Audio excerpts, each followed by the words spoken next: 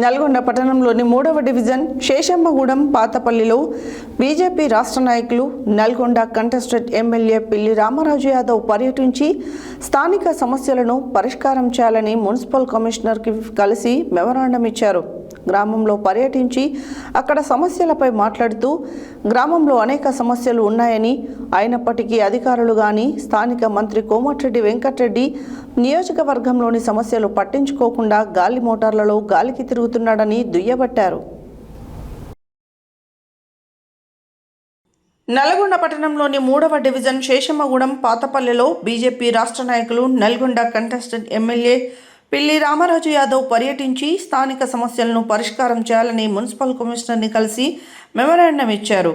3వ డివిజన్ పాతపల్లిలోని గ్రామంలో పర్యటించి అక్కడి సమస్యలపై మాట్లాడుతూ గ్రామంలో డ్రైనేజీలు మొత్తం నిరుపయోగంగా మారి ప్రధాన రహదారి వెంట పూర్తిగా రోడ్డుపైకి వస్తున్నాయి.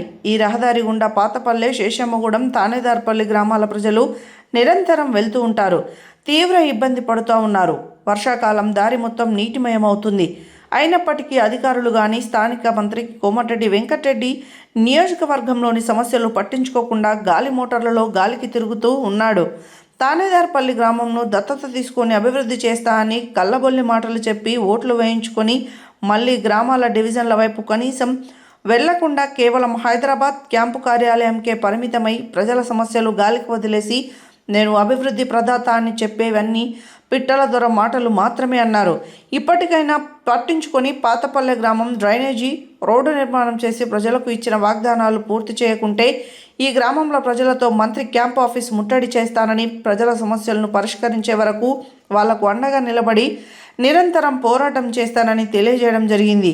ఈ కార్యక్రమంలో భారతీయ జనతా పార్టీ 3వ డివిజన్ ఇన్ఛార్జ్ శరత్, నాయకులు, కార్యకర్తలు తదితరులు పాల్గొన్నారు.